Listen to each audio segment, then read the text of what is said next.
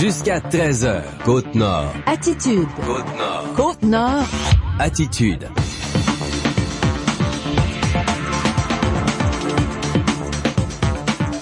Bon jeudi midi tout le monde et bienvenue à notre émission d'actualité et d'affaires publiques à Pure FM. Ça va être un petit peu spécial ce midi. On va poursuivre l'émission après 13h parce qu'il y a une entrevue importante là qu'on ne pouvait pas réaliser en direct sur l'heure du midi ou pré-enregistrée ce matin. C'est l'annonce qui est venue ce matin. Là, on a dévoilé, on a rendu public l'étude de faisabilité du côté de Champion Iron Mines. C'est la bonne nouvelle économique du jour, je dirais. On n'annonce pas la réouverture de la mine, mais quand même, ça, on a tout ce qu'il faut pour aller chercher le financement. Oui, c'est la mine de fer du Lac Bloom. Donc, à 13h, très précisément, là, on va prolonger notre émission pour cette entrevue. Le vice-président à l'ingénierie de Champion Iron sera avec nous en direct à Pure FM. Il s'appelle David Cataford. On aurait aimé parler au PDG, mais peut-être que certains d'entre vous auraient rien compris. C'est Monsieur O'Keefe et il ne parle pas très bien le français. Mais David Cataford, vice-président ingénierie chez Champion Iron, c'est un Québécois. Il va donc nous donner une entrevue en direct à 13h. Tommy Auger est avec moi, co-animation à Côte-Nord Attitude. Ça va bien, Tommy? Ben oui, ça va super bien. Une émission qui va être un peu particulière aujourd'hui. Oui, ça a bien à donner. Hein? Il y avait 2 points de presse en même temps ce matin. Ouais. Tu as pu aller en couvrir un, moi l'autre. Toi, tu es allé à rencontrer les gens de la CSN. Les paramédics là, de la région qui sont en grève présentement. Les négociations là, sont rompues avec le gouvernement. C'est une situation qui est vraiment particulière parce que normalement, le gouvernement doit être à la table de négociation. Le ministre Barrette s'est retiré en disant que la responsabilité du reste des négociations est dans les mains des compagnies privées et des coopératives des ambulances. Donc ici, c'est Ambulance Porlier. Mais le syndicat dit les compagnies ont même pas le pouvoir de négociation, le mandat de négociation. Donc ça les met vraiment dans une impasse. Et c'est pour ça qu'ils disent qu'ils n'ont pas d'autre choix que de tomber en grève. Ne vous inquiétez pas, si vous appelez une ambulance, les services essentiels, c'est des services essentiels. On verra justement là avec monsieur Samuel Bernier, qui est président du syndicat des paramédics de la Côte-Nord. On va s'assurer là d'avoir la moyenne et la base Côte-Nord exactement, et de voir là quels sont les services qui sont maintenus et quels sont les services avec lesquels ils mettront de la pression. Et moi, je suis allé en même temps là à 10h ce matin à l'école Jean du Nord. On était invité par l'adjointe administrative de Super C cette île. Elle s'appelle Caroline Gagné. Elle a remis un chèque de 1000 $ à l'école secondaire Jean du Nord. On s'est retrouvés dans la classe en adaptation scolaire. Là, tu sais, les personnes qui vivent avec un handicap à cette île, que ce soit intellectuel ou physique, on les met tous dans une même classe. On n'a pas les mêmes objectifs là d'obtenir un diplôme de secondaire 5 pour ces gens-là. On travaille la socialisation, puis leur autonomie aussi. Oui. Hein? On leur donne des trucs pour être plus autonome à la maison. C'est une très, très belle classe de 12 personnes. Annick Marcellet est l'enseignante dans cette classe-là. Et puis, on va parler aussi à une des jeunes là de cette classe qui fait de la radio étudiante à Jean du Nord. Cool. Donc, elle sera avec nous également. Cette entrevue, on va vous la proposer vers midi 45 minutes. Ça s'appelle le programme Croc Santé. Le chèque de 1000 $ là, doit faire la promotion des saines habitudes alimentaires chez les jeunes et particulièrement dans cette classe où on va leur faire déguster des fruits et légumes qui sont moins connus de nos jeunes Québécois, nos jeunes Sétiliens. Donc, on revient sur cette remise d'une bourse de 1000 $ ce matin à l'école Jean du Nord vers midi 45. Et entre notre monsieur qui est président du syndicat CSN qui regroupe les ambulanciers de Sept-Îles et Port-Cartier et cette entrevue sur Croc Santé à Jean du Nord, on va aussi s'entretenir avec le cinéaste de Maliotenam, Kevin Bacon-Hervieux sera avec nous. Le cinéaste Inou travaille sur un beau projet de film, sur l'histoire de Maliotenam un peu, mais surtout sur une belle réussite à Maliotenam. Une des grandes réussites de la communauté de Maliotenam, c'est quoi, Tommy? Le Inunikamu. Le festival Inunikamu. Une très grande réussite, surtout à la dernière édition avec Simple Plan. Là. On parle vraiment d'un festival Mamu ensemble. Là. Il y avait autant des Sétiliens que des Inuits à cet événement-là. Donc, Kevin Bacon-Hervieux a eu l'excellente idée de produire un film qui sera diffusé d'ailleurs. Canal D a déjà, il y a déjà une entente avec Canal D, puis le poste spécialisé pour les Premières Nations, APTN, qui vont le diffuser, son film. Peut-être qu'il négocie aussi avec ton employeur Cogeco TV, je sais pas, on pourrait lui demander tantôt. Je le sais pas. Kevin Bacon-Hervieux sera avec nous en direct. Et je vous rappelle qu'on prolonge l'émission de quelques minutes pour recevoir un vice-président de Champion Iron qui rendait public ce matin un document important attendu dans le milieu économique, l'étude de faisabilité concernant la mine du lac Bloom, et c'est très positif. Alors avant cette série d'entrevues sur nos ondes, on vous propose à l'instant un bulletin d'information régionale. Actualité pure FM. Attitude. Bon, les informations régionales. D'abord, l'ancienne mairesse de Port-Cartier, qui était candidate libérale lors de la dernière élection provinciale dans Duplessis, Laurence Méthode, fait l'objet d'une enquête de la Commission à l'éthique de l'Assemblée nationale du Québec. Elle travaille comme conseillère politique du ministre responsable de la Côte-Nord depuis avril 2014. C'était Yves Bolduc au début, maintenant c'est Pierre Arcan. L'enquête a été réclamée par le Parti québécois, ça a été déposé par la whip du parti, concernant 4 conseillers politiques du gouvernement Couillard. L'enquête demeure secrète pour l'instant. Le rapport final, par contre, sera rendu public par le président de l'Assemblée nationale lors de son dépôt. Champion Iron a dévoilé ce matin l'étude de faisabilité de la mine du lac Bloom. Elle conclut que la reprise des activités d'extraction du minerai de fer serait rentable et compétitive sur les marchés mondiaux. Le PDG de Champion, Michael O'Keefe, déclare que cette nouvelle étape est déterminante et concluante. Selon lui, très peu de projets de minerai de fer offrent le potentiel de plus de 20 ans de production à des coûts d'exploitation très compétitifs. Le PDG de Champion se dit convaincu que l'étude de faisabilité va permettre de trouver le financement pour la réouverture de la mine près de Fermont. Champion Iron a fait l'acquisition de la mine de fer du lac Bloom et de plusieurs équipements sur place pour 10,5 millions de dollars en avril 2015, une véritable aubaine après la faillite de Cliff Mine-Wabush au Canada.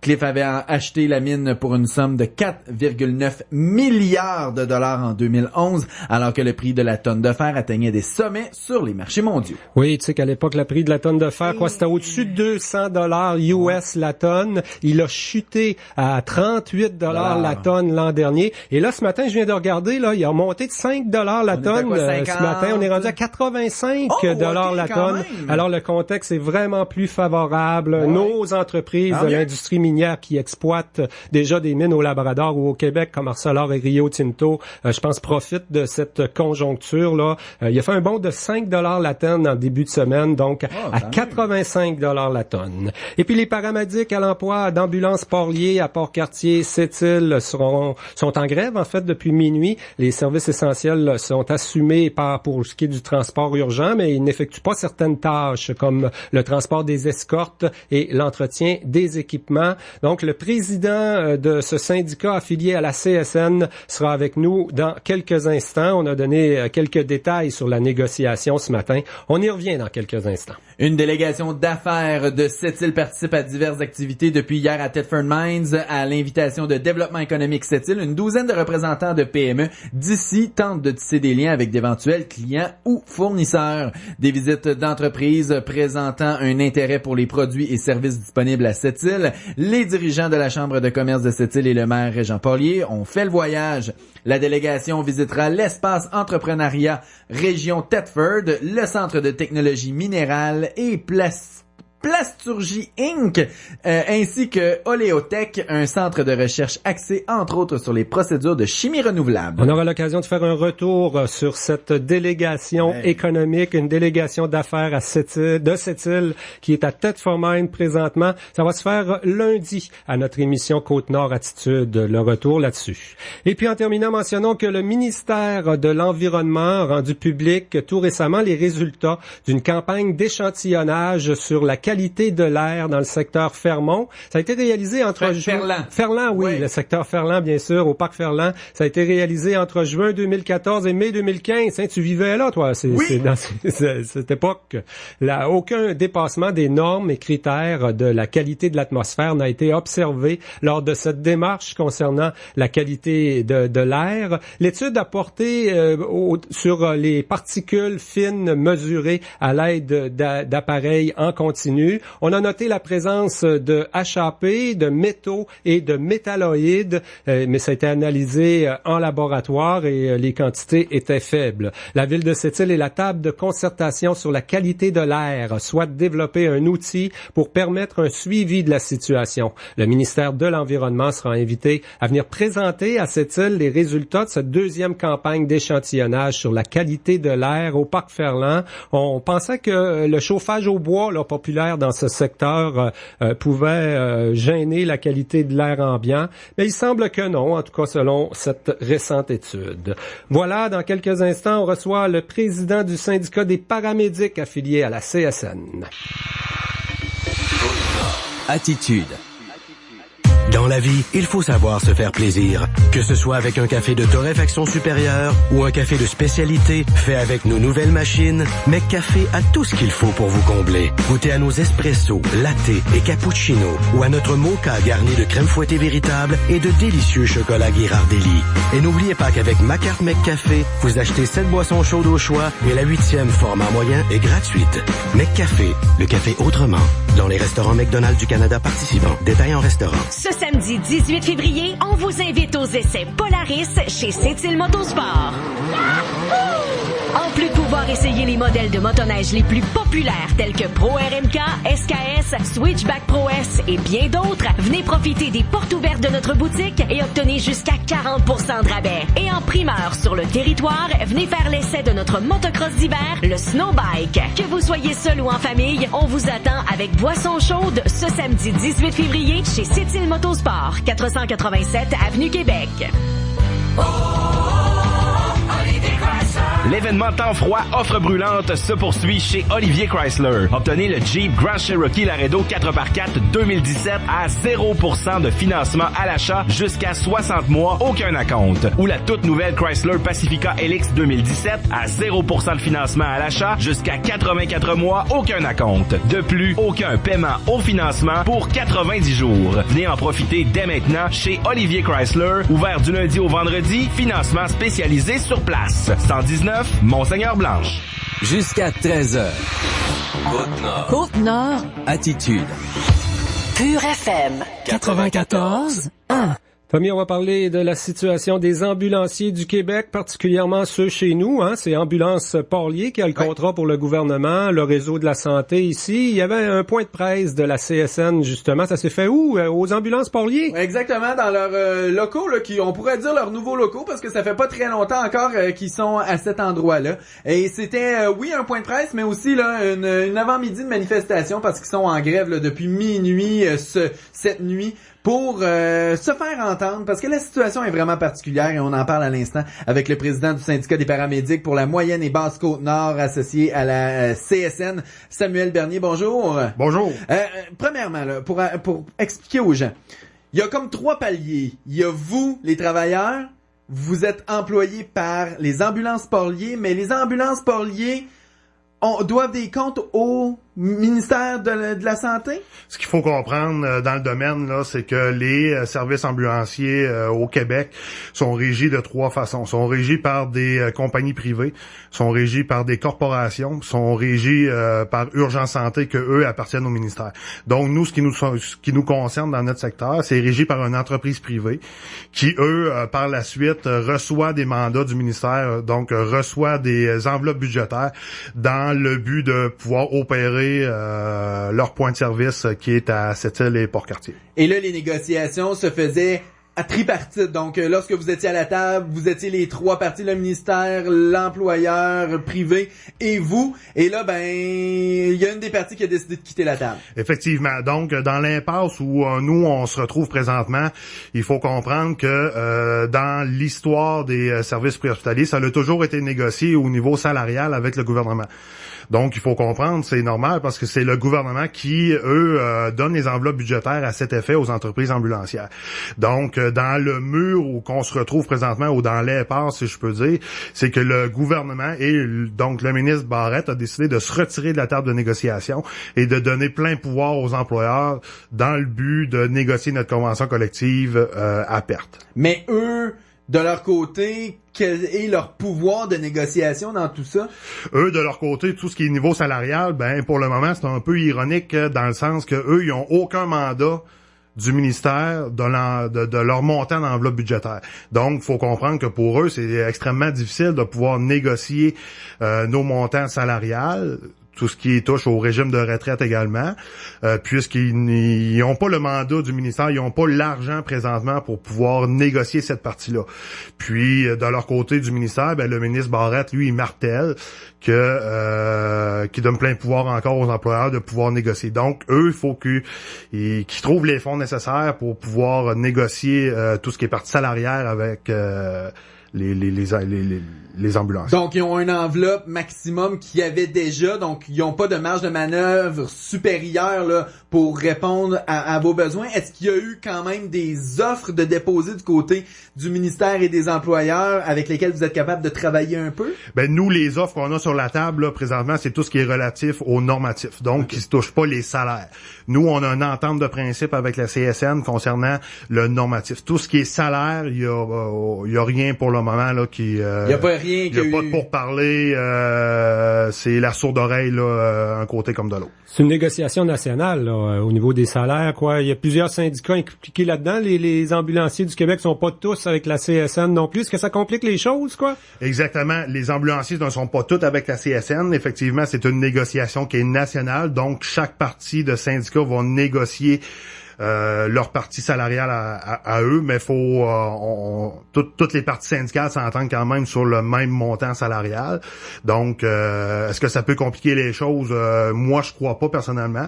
C'est sûr que la CSN, c'est une des grosses organisations qui représente tout près de 3500 travailleurs paramédics au Québec.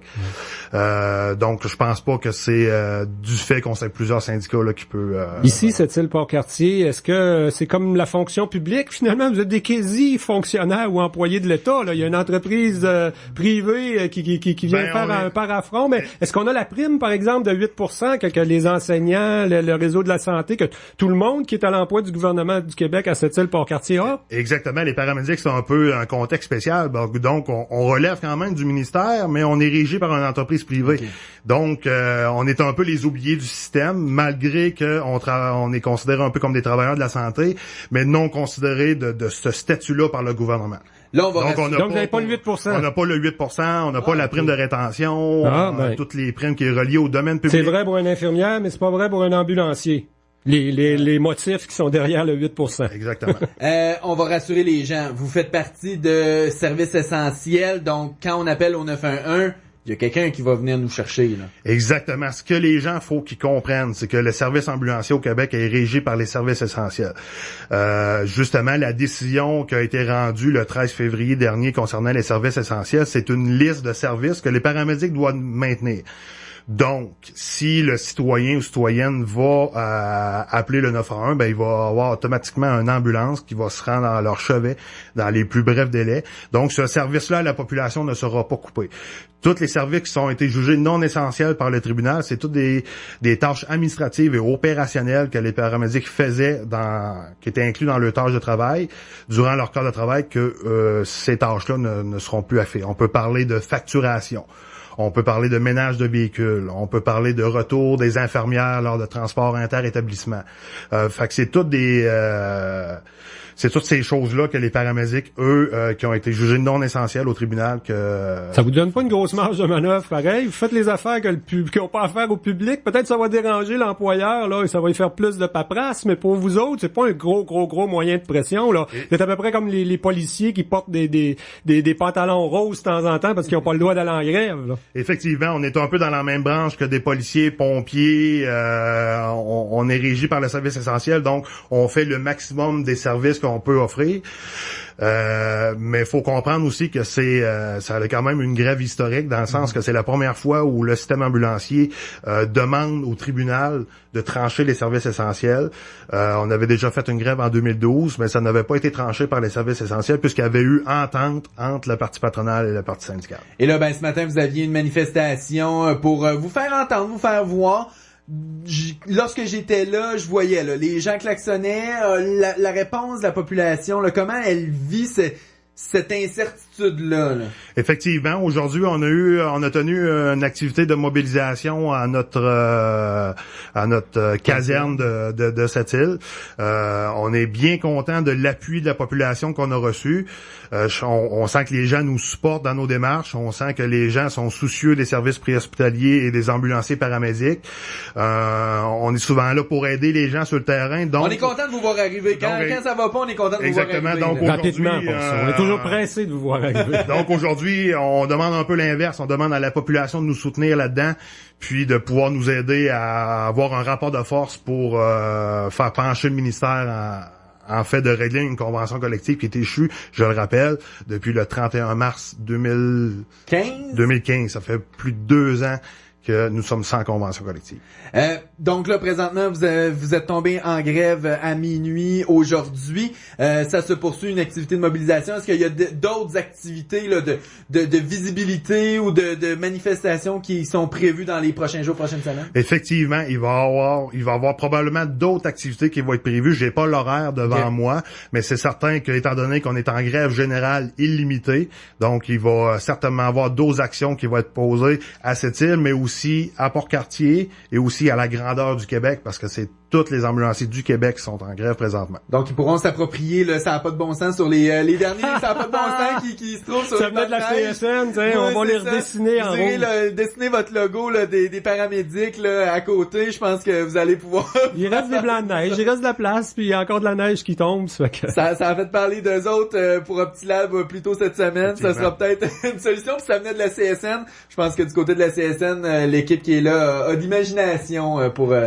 Dis-moi, est-ce que vous avez l'impression que vous allez avoir l'appui des citoyens? Parce qu'il y a de plus en plus de gens qui trouvent qu'on paye beaucoup de taxes. Même le gouvernement a jugé dans les dernières années que le réseau de la santé au Québec coûtait assez cher. Est-ce que vous pensez que les gens, à la base, là, sont derrière vous autres? Vous allez le voir dans les prochains jours, peut-être, mais vous devez déjà avoir un feedback un peu, là. C'est sûr que c'est des éléments qu'on va évaluer au fur et à mesure où on va marcher vers cette grève-là qu'on enclenche, mais déjà là, on sent que la population est de notre côté. On sent que les gens nous appuient, puis étant donné qu'on fait pas de rupture de service, ça n'a jamais été l'intention du syndicat de faire des ruptures de service à la population. Donc, en maintenant les services qu'on donne déjà, vous savez, nos paramédics sont professionnels. Ils vont quand même garder leur éthique de travail. Ils vont utiliser le protocole approprié comme qu'on le faisait avant. Donc, c'est certain qu'on devrait quand même avoir un appui de la population assez fort. Puis, je le répète, le vote de grève qu'on a eu ici à Sept-Îles et Port-Cartier était de 100%. Donc, ça démontre un peu que les gens sont tannés, les gens sont essoufflés et on veut négocier une convention collective en bonne et due forme. Vous êtes combien d'ambulanciers ici, syndiqués? Sept-Îles et Port-Cartier, on peut compter environ une 50aine d'ambulanciers. Là. Et c'est le même employeur, hein? C'est pas deux fois Ambulance Porlier Inc., là. C'est Ambulance Porlier qui gère les deux. Exactement. C'est Ambulance Porlier qui gère les 2 points de service de Port-Cartier et Sept-Îles. Il faut le dire, là, ce matin, des gens que j'ai pu voir, là, beaucoup quand même de jeunes hommes, de jeunes femmes, oui, des gens plus d'expérience, mais beaucoup de jeunes aussi, donc c'est important là, d'avoir des conditions pour garder nos gens ici. Je sais que c'est national, mais pour réussir à garder nos gens ici, c'est important de travailler fort pour aller chercher une convention collective. Effectivement, puis il faut se rappeler aussi que nous, à cette île, c'est un peu différent des grands centres. Donc, des fois, les corps de travail difficiles et le recrutement, il est difficile aussi en région. Donc, c'est très, très important de garder nos ambulanciers en région ici pour que toute la population ait un service à 100%. Donc, Samuel Bernier, président du syndicat des paramédics pour la moyenne et basse Côte-Nord, affilié à la CSN. On rappelle que vous êtes en grève depuis minuit ce soir. C'est une grève illimitée, donc il y aura d'autres activités. On vous souhaite quand même de retourner à la table de négociation. C'est toujours ce qu'on souhaite, là, que les négociations se fassent dans le bon et due forme et qu'on puisse se parler entre adultes et qu'on puisse se comprendre dans toutes ces négociations. Merci beaucoup. Merci à vous. Jusqu'à 13h. Côte-Nord. Côte-Nord. Attitude.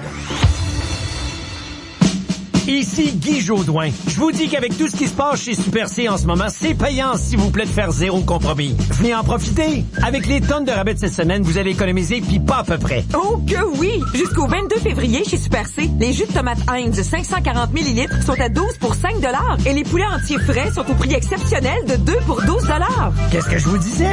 Super C, c'est toujours frais, toujours en stock, toujours à bas prix, garanti. Des conditions s'appliquent, voir superc.ca.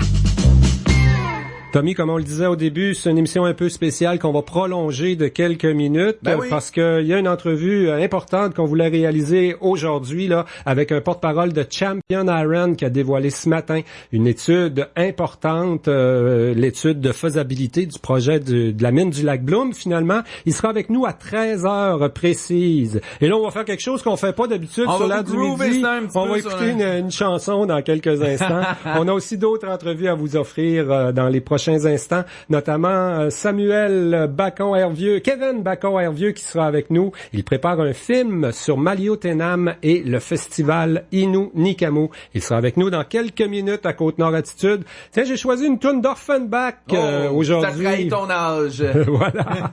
Une prestigieuse soirée sous le thème du cabaret Le Moulin Rouge vous attend lors de la 9e édition de la soirée Casino au profit de la Fondation régionale Hôpital Sept-Îles qui se déroulera au Cégep de Sept-Îles le samedi 18 mars dès 18h30. Revêtez vos costumes d'époque et vivez l'ambiance folle et frivole du cabaret Le Moulin Rouge à Paris en 1890. Une expérience unique. Poker, blackjack, cocktail de bienvenue, bouchées et surprises vous y attendent avec plus de 90 bénévoles à l'œuvre. Les billets sont disponibles dès maintenant à la Chambre de commerce de Sept-Îles ainsi qu'auprès de la Fondation au 962-97-61, poste 2407.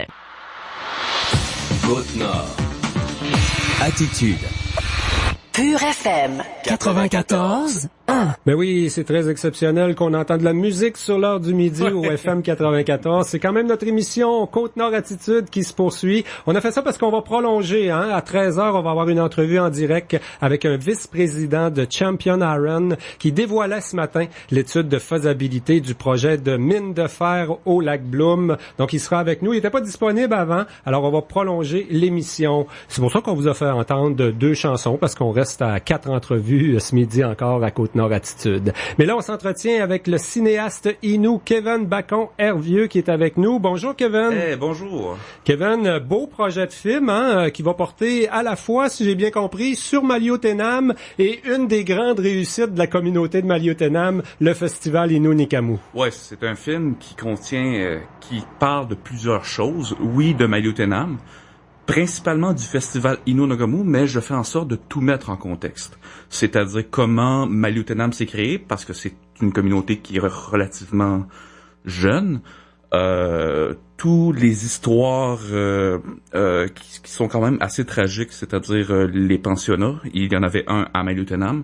Il a joué un rôle, on pourrait dire, dans cette initiative-là de créer Innu Nikamu. Okay. Et c'est de ça que mon film me parle. Il y a des conséquences aussi, les pensionnats qu'on vit encore dans la communauté de Maliotenam. Quand même, on a dû faire des choix. Il y a 2 films dans le fond, un de 45 minutes, un de 90 minutes. On a déjà des diffuseurs télé pour le 45 minutes. Le 90 minutes, on le verra probablement dans des salles de cinéma, j'imagine. C'est effectivement ça. Pour le 45 minutes, j'ai été mandaté par APTN et Canal D pour créer un document pour la télévision, pour une diffusion au Canada. Parce que le format télé, faut le dire, là, on produit pas 1 heure pour 1 heure de télé, c'est avec les pauses, non, avec c'est 45 minutes 32 secondes. Okay. Et, avec des pauses publicitaires après 12, 24 et 36, quoi. C'est à la seconde, à la centième de seconde près. Et ça fait en sorte que, c'est un travail qui est complexe. Puis le film long me permet de traiter de ces sujets-là, parce qu'il y en a beaucoup, ils sont sensibles, avec une certaine humanité. Plus que le 45 minutes Plus que le 45 minutes. Qu'il soit plus punché, là. Absolument, Okay. absolument. Ça veut dire que le 45 va porter plus sur le festival, puis la version longue, ça va être davantage l'histoire de Maliotenam, ou si on a condensé les deux? Je l'ai condensé au maximum parce que je trouvais important que ce film-là, même le film court, soit d'une certaine façon autonome. Okay. C'est-à-dire qu'avec le film, le 45 ou le 90, on en apprend sur les Inuits, sur les traditions ancestrales des Inuits, sur la création de Maliotenam, sur l'instauration du pensionnat. Qu'est-ce qui s'est passé après le pensionnat? Tout le contexte là, qui a mené à la création de ce festival-là, qui servait en gros à redonner un peu de tradition et de culture aux Inuits qui en avaient beaucoup perdu. Ouais. Quand on a des diffuseurs, là, c'est parce qu'on travaille sur le projet depuis déjà un bout de temps. Je pense que les gens t'ont beaucoup vu, la dernière édition, mais les précédentes aussi, tu prenais des images, des photos. Ça fait quoi, 4 ans que tu travailles sur ce projet-là, dans le fond? Ça fait 8 ans que je travaille de près ou de loin avec... C'est de la longue haleine. Avec les organisateurs Réginald Volant et Kim Fontaine. Mais ça fait depuis, environ 4 ans que je suis membre à part entière de l'organisation, que j'aide beaucoup. C'est un travail qui me passionne énormément, qui me permet de faire des rencontres extraordinaires avec des gens extraordinaires. Et puis oui, regarde, moi, ce festival-là, c'est ça qui me drive dans la vie. Puis c'est pour cette raison-là que j'ai décidé de faire un film. Parfois, là, la démarche là, pour un film comme ça nous vient d'un éclair de génie. On a tout de suite notre idée, on le met sur papier où on veut le réaliser. Hey, des fois, c'est un peu plus long. Dans ton cas, c'était quoi? Le film, j'ai pu faire ce film-là parce que j'ai gagné une bourse. Okay. Et cette bourse-là, j'ai écrit ce projet-là sur un bout de papier, sur une table, entre 2 travaux à l'école, puis... c'était pour participer à un concours qui me permettait peut-être de gagner une bourse. Et il se trouve que je l'ai gagné. Wow. Et c'est à ce moment-là que s'est réalisé là, le projet là, de faire un film. Wow. D'abord pour la télévision, puis ensuite pour les salles de cinéma, pour la version longue. Et ta motivation première, je présume c'est la fierté autour de cette belle réussite qu'est Innu Nikamu là, à Maliotenam. C'est un peu ça qui motive toi et les gens autour de toi dans ce projet-là, j'imagine. Check. Innu Nikamu, ça me permet de voir concrètement l'impact là de nos gestes-là sur la communauté. On voit les gens devant la scène avoir du plaisir, autochtones et non autochtones, à échanger. C'est absolument extraordinaire. Puis moi, ça me touche à tous les ans. Ouais. Particulièrement l'an passé, avec la grosse édition, il y avait beaucoup de monde. Ouais.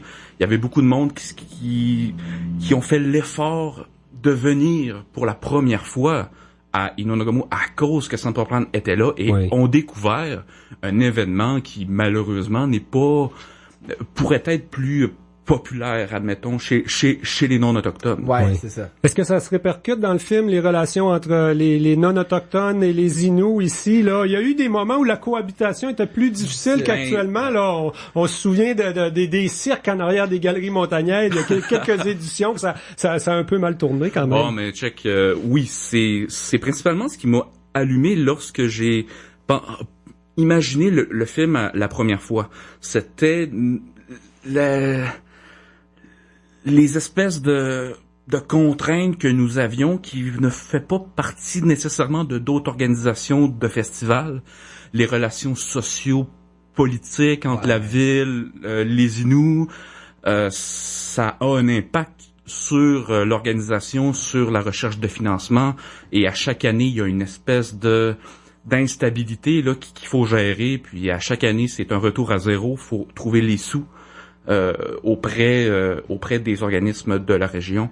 Et c'est principalement ce qui m'a allumé d'abord pour le film. Ensuite, lorsque je suis entré en tournage cet été, j'ai découvert que, à la suite de mes entrevues, les gens me parlaient beaucoup du pensionnat, me parlaient beaucoup des problèmes dans la communauté que dans la communauté, mais que à peu près toutes les communautés au Canada vivent. Mm-hmm. Et c'est là que le projet a pris une maturité ou a évolué vers Innu Nikamu, mais tout ce qui entoure Innu no Komo. Oui. Ça a une influence. Ça a une influence un sur l'autre. Oui. Parmi les problèmes sociaux qu'on vit, qu'on rencontre à Maliotenam, il y a la présence de drogue et d'alcool. Faut le dire, Innu no Komo, depuis que Vieux Quai en fête vend de la bière, maintenant, c'est devenu le seul festival, en tout cas sur la Côte-Nord, peut-être même au Québec, sans alcool. Hein? C'est un des seuls festivals de musique dans cette forme-là qui s'apparente un peu au festival qu'on a à Québec ou à Montréal, qui est sans alcool au pays. Ouais, c'est ça. Au pays. C'est ça, au Canada, là. Au Canada. Ouais. C'est un des seuls.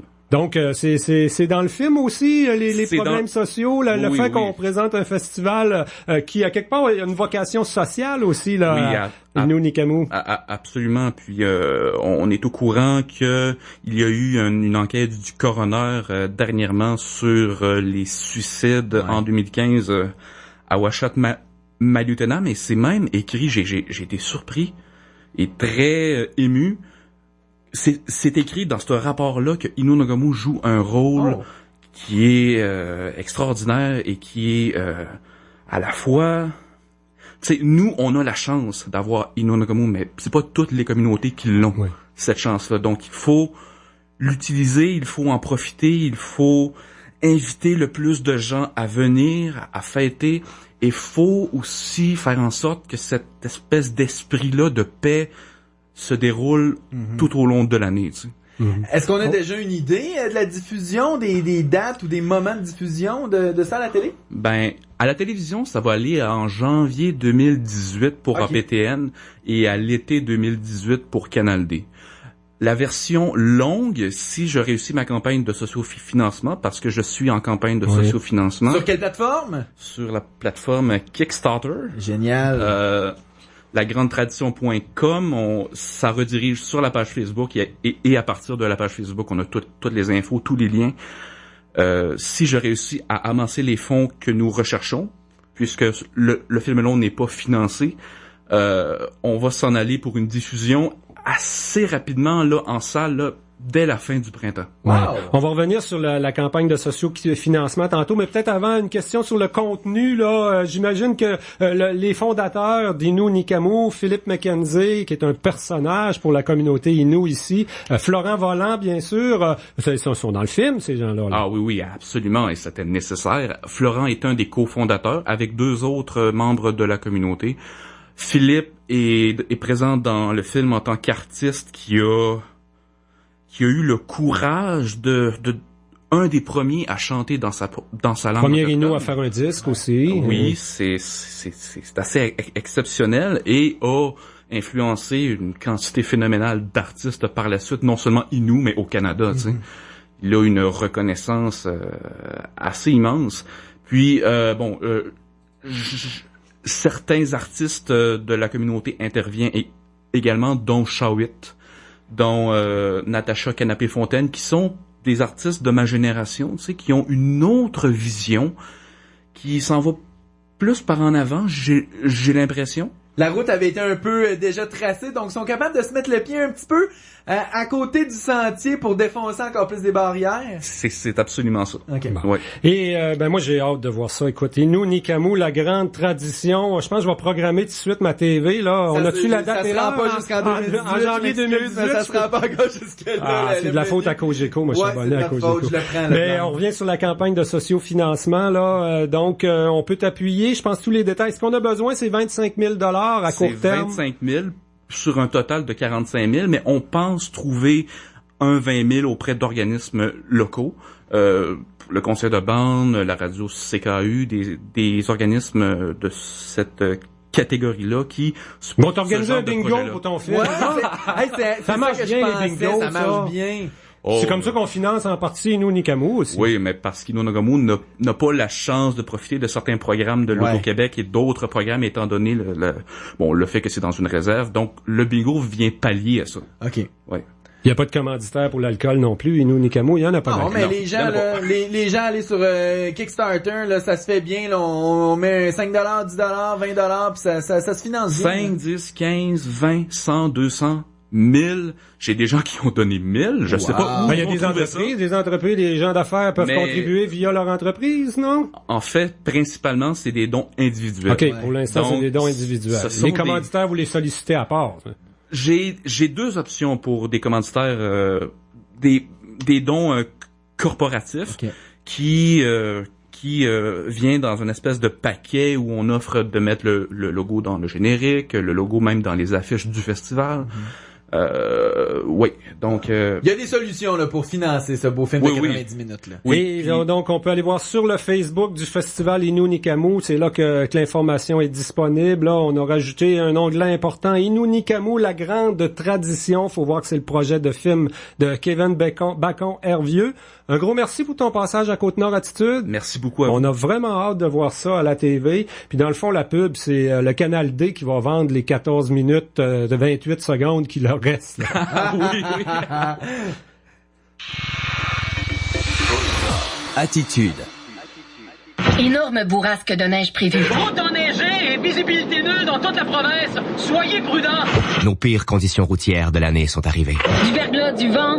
Maîtriser toutes les conditions au volant d'une Nissan Sentra SV bien équipée.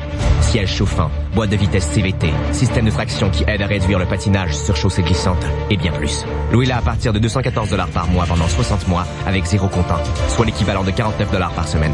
Des conditions s'appliquent. Visitez choisisseznissan.ca. Je suis allé à l'école Jean du Nord ce matin. Il y avait une remise de chèques par la directrice adjointe chez Super C. Il s'agit de Caroline Gagnon. Super C a remis un chèque de 1 000 $ à l'école secondaire Jean du Nord. C'était dans la classe en adaptation scolaire qui regroupe des jeunes là, qui vivent avec un handicap à Sept-Îles, qui sont regroupés dans cette classe de 12 élèves. J'ai réalisé 3 entrevues qu'on va vous écouter une derrière l'autre. D'abord Caroline Gagné qui nous explique le programme de Super C. Ensuite, Annick Marcellet, qui est l'enseignante dans cette classe en adaptation scolaire, va nous expliquer un peu comment ça marche. Et une jeune qui fait de la radio à Jean du Nord, une élève de cette classe qui s'appelle Sarah Jordan Grenon. Donc, on écoute ces 3 entrevues à l'instant. Au FM 94. Je vous rappelle qu'on prolonge notre émission aujourd'hui. À 13h, on reçoit un vice-président de Champion Iron qui annonçait ce matin les détails de l'étude de faisabilité concernant la mine de fer du lac Bloom. Jusqu'à 13h. Côte-Nord. Côte-Nord. Attitude. Pure FM 94. Alors, Caroline Gagné, on est présentement à l'école Jean du Nord. Le supermarché Super C de Sept-Îles offre un chèque de 1 000 $ quand même à une classe de Jean du Nord. C'est un programme qui concerne la santé qu'on a à l'intérieur de la chaîne, hein? Oui, effectivement. Le programme Croque Santé de Métro, ça vise à encourager les jeunes à développer de saines habitudes alimentaires en s'engageant dans la réalisation d'un projet axé sur la promotion d'une saine alimentation. Dont la portée aura des répercussions positives sur leur milieu familial, scolaire ou communautaire. C'est une 5e édition. Finalement, ça a été créé en 2012. C'est 5 millions que Métro et ses marchands, Métro Super C, auront attribué aux écoles primaires et secondaires du Québec. Ça fait que les écoles, quoi, toi, t'as fait le tour, tu les as invités à présenter des projets. C'est un petit peu comme ça que ça marche, là. Il y avait une enveloppe réservée, quoi, pour Sept-Îles ou pour la Côte-Nord? Non, pas du tout. Ils ont juste fait un projet qui ont été sélectionnés parmi sûrement plusieurs projets qui ont été remis à Sept-Îles. Puis eux autres, ils ont été choisis. Les heureux gagnants, Jean du Nord. Ça veut dire qu'il y a un jury, quoi, au national, qui a évalué tous ces projets-là, puis qui a dit, tiens, il y a un beau projet à Sept-Îles, on les envoie 1 000 $. Comprends bien? C'est ça. Ils vont pouvoir acheter des aliments pour faire des recettes avec les jeunes du groupe spécialisé ici. Ben merci. Alors Annick Marcellet est enseignante dans une classe adaptée à Jean du Nord qui a monté un projet pour ce programme Croque Santé avec qui lui permet de recevoir 1 000 $. Peut-être expliquer d'abord ta classe à Jean du Nord. Là, on regroupe les jeunes qui ont un petit peu des difficultés d'apprentissage avec plusieurs ressources. Hein. Ici, c'est comme ça que ça fonctionne. Oui, dans le fond, on a des élèves qui ont des difficultés graves d'apprentissage à, on pourrait dire, une déficience intellectuelle sévère. Puis, c'est sûr qu'on retrouve dans la classe place des éducatrices, des préposés pour nous aider dans les apprentissages, puis dans l'autonomie des jeunes, dans le fond. On regroupe tous les jeunes de cette île, de la commission scolaire, qui sont dans cette situation-là. T'as un beau groupe, un beau petit groupe quand même. Ça fonctionne bien? Oui, c'est quand même un bon défi parce qu'on a un petit peu de tous les styles de clientèle, mais on a 12 beaux jeunes qui travaillent fort, donc oui, c'est bien. Et toi, tu es enseignante, mais il y a aussi d'autres ressources, hein, des travailleurs spécialisés qui sont avec toi dans la classe. Il y a des handicaps physiques, des handicaps intellectuels aussi. C'est spécial quand même d'enseigner à ces gens-là, j'imagine. Oui, mais c'est à tous les jours des belles réussites. C'est plaisant de travailler avec des jeunes qui veulent aussi se dépasser toujours. Puis on y va avec des objectifs peut-être différents d'une classe régulière, quoi. On vise pas nécessairement le secondaire 5 en 5 ans non plus pour ces jeunes-là, hein? Non, on vise surtout l'autonomie. Donc, on fait des ateliers de cuisine, des stages. On va travailler aussi les habiletés sociales, mais on fait aussi du français, des maths quand même pour les aider un minimum au niveau de l'argent, par exemple, pouvoir compter un peu d'argent, des choses comme ça qui vont les amener plus autonomes dans la vie de tous les jours. Hein. Et il y avait un souci, quoi. On a monté un projet pour les saines habitudes de vie avec ces 12 jeunes? Oui, ben souvent, ils vont manger souvent les mêmes fruits, les mêmes légumes. Ils ont comme des goûts plus restreints. Fait qu'on veut essayer de développer ces goûts-là pour les légumes et les fruits.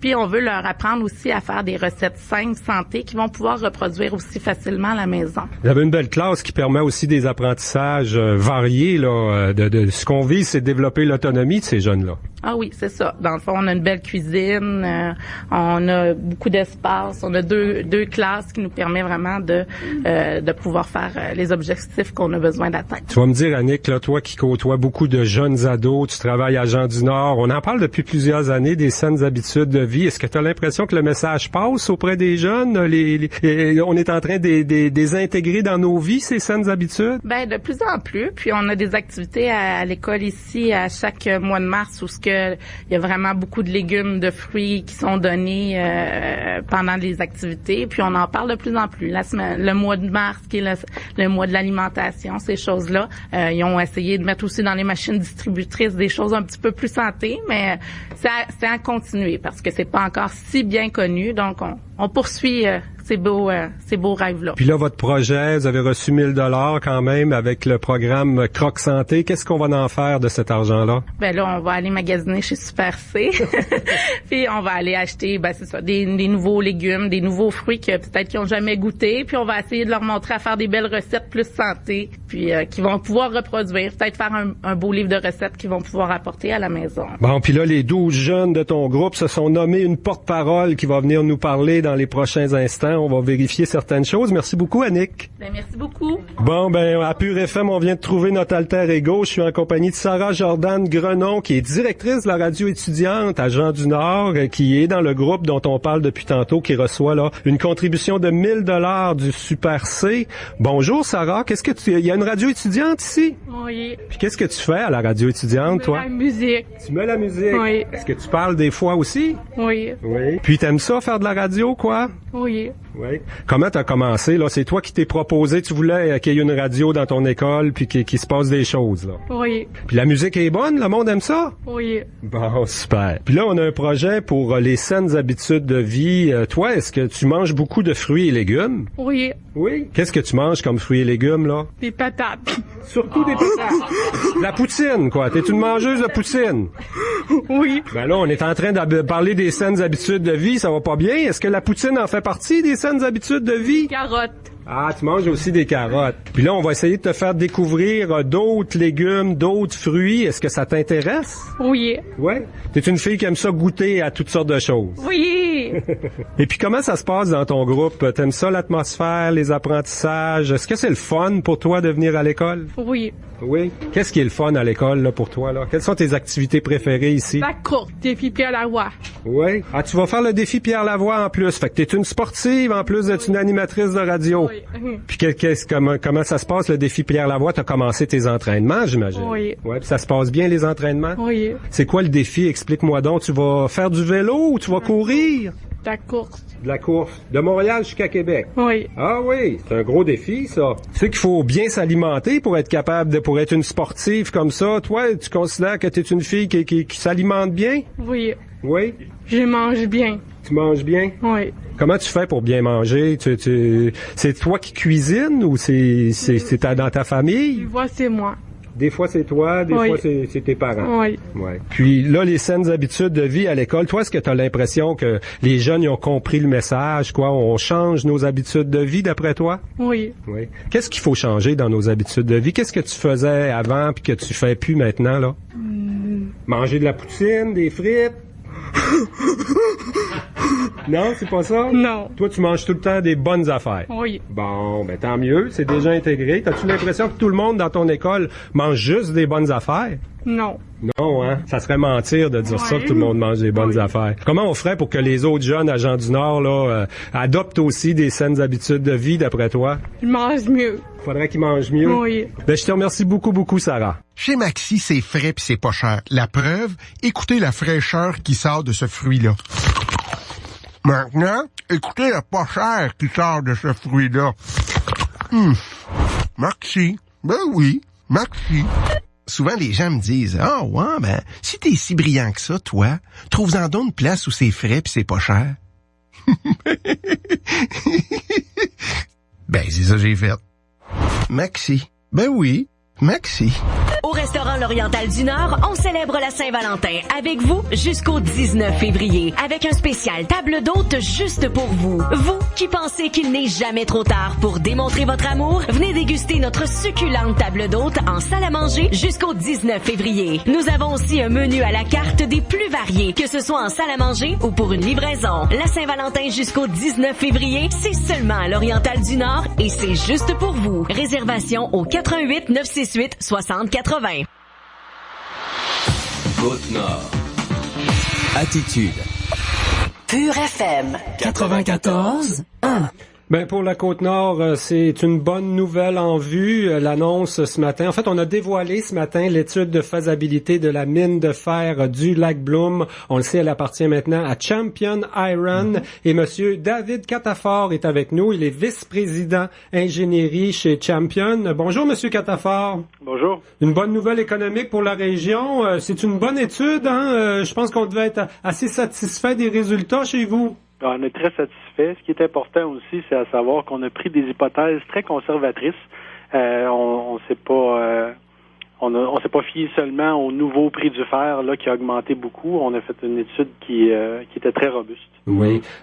Pour peut-être donner les grandes lignes, là, on parle d'une mine qu'il y aurait du minerai pour une vingtaine d'années. Donc, on a calculé tout ça, puis ça serait rentable d'ouvrir la mine du lac Bloom, là. Exactement. Il y a quand même plusieurs informations là-dessus, quoi. On parle, il y a beaucoup de chiffres, beaucoup d'infos.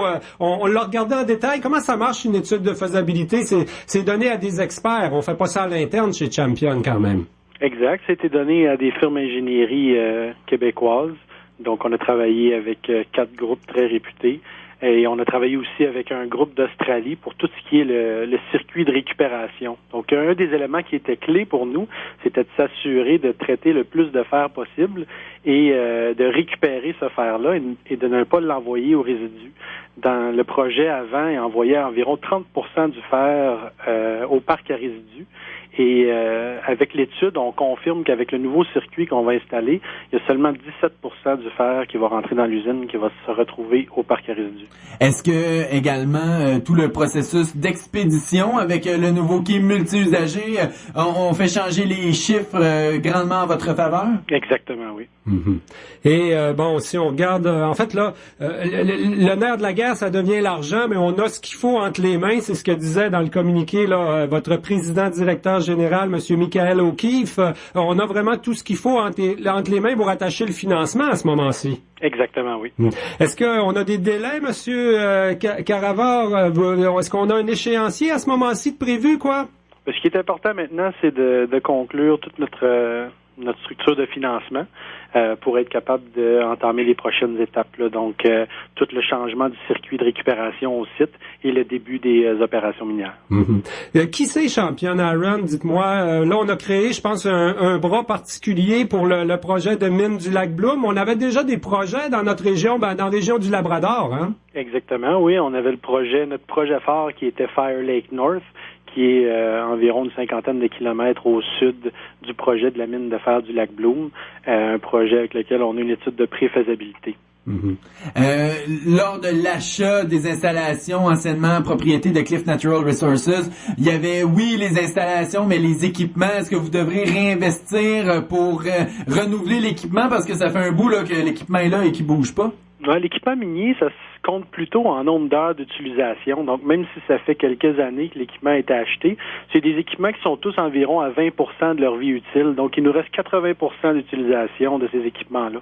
Donc, ça sera uniquement que de l'entretien pour peut-être remettre là en qualité d'opération, ou il y aura quand même là un investissement somme toute majeur pour remettre ça en fonction? Oui, pour les équipements miniers, c'est sûr qu'il y a une petite beauté à leur faire, là. Donc, on a un petit peu d'investissement à mettre pour les remettre en opération, mais on les a fait inspecter par un professionnel et on a un bel estimé là du coût pour les remettre en marche. Puis c'est pas des montants qui sont significatifs. Oui. Vous savez, M. Catafort, à chaque fois qu'on parle du projet de mine du lac Bloom, on rappelle toute l'histoire qui est assez spéciale derrière ça. Là, Cliff avait payé ça à gros prix, à 4,9 milliards de dollars, à une époque où le prix du fer était vraiment très, très, très haut. Là, ensuite, le prix a descendu. Cliff a fait faillite.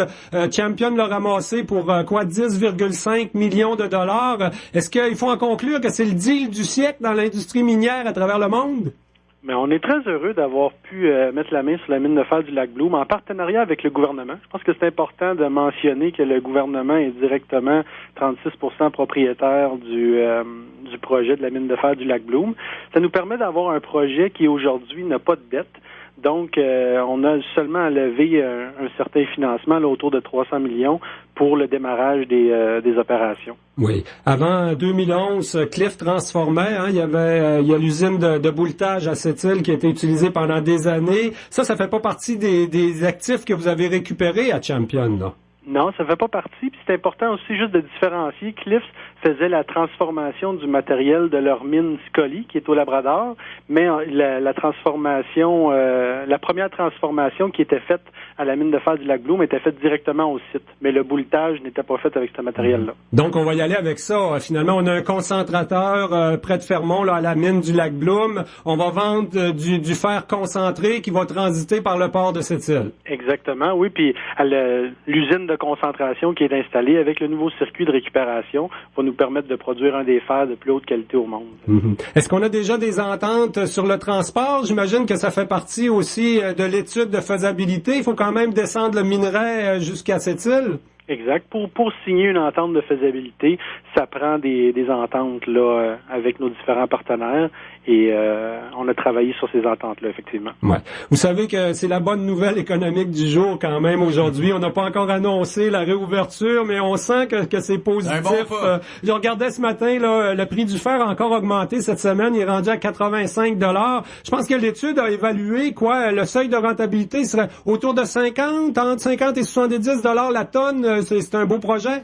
Exact. Nous, notre mission, c'était vraiment de s'assurer qu'une fois qu'on va repartir les installations, il n'y a pas un deuxième scénario comme elle a déjà vécu. Donc, il fallait se positionner où on voyait le marché et où on voyait, dans le fond, nos compétiteurs. Donc, c'est pour ça qu'on a fait un projet qui était rentable dans les environs de 50 $. Le prix moyen qu'on utilise pour notre étude de faisabilité est autour de 70 sans la prime, mais comme vous savez, on a un petit bonus là vu qu'on produit un fer de plus haute qualité.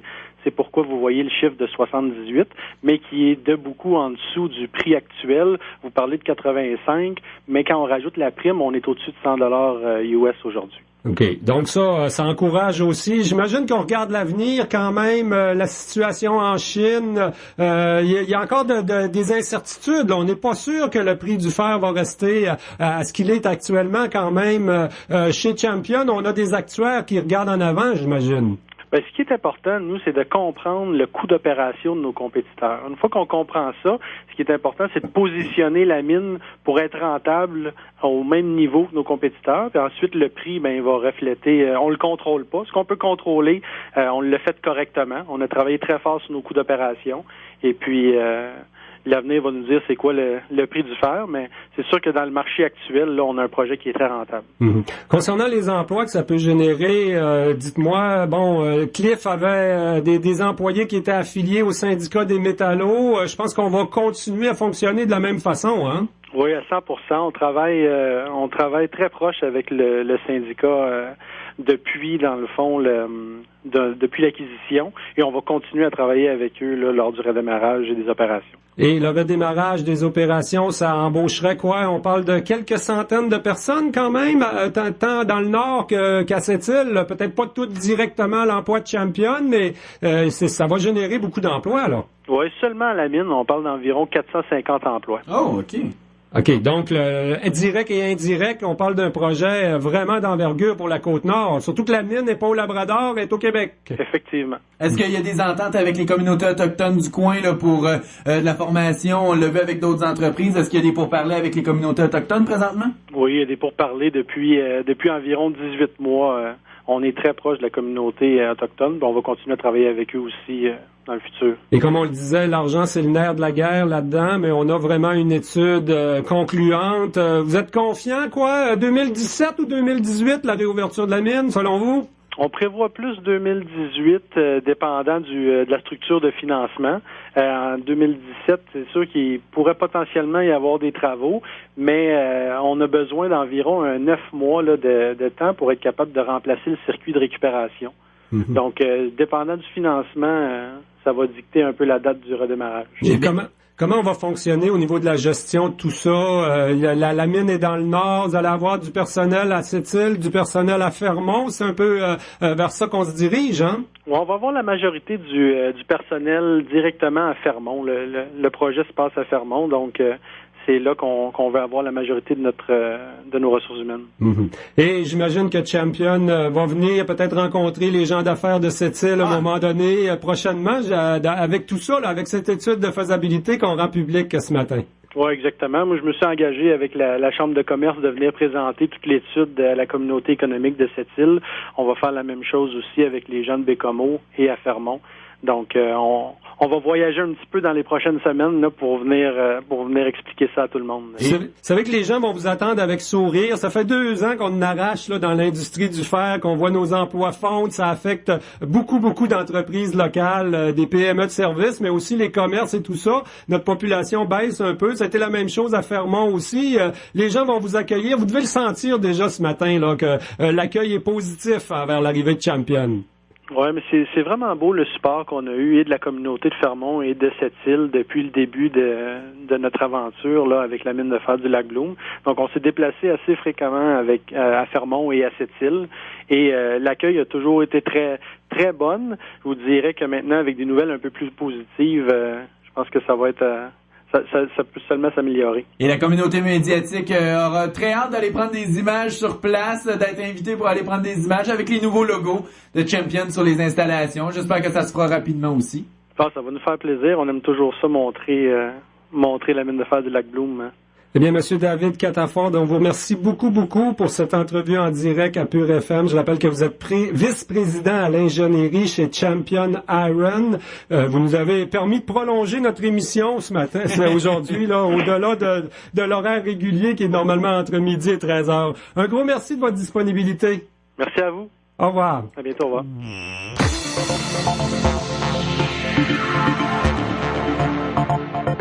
Et voilà, 13h12, Tommy, et on termine cette émission Côte-Nord Attitude. C'est rare, mais regarde, quand les bonnes nouvelles sont au rendez-vous, on les prend quand elles passent. Un gros merci pour la co-animation, Tommy Auger.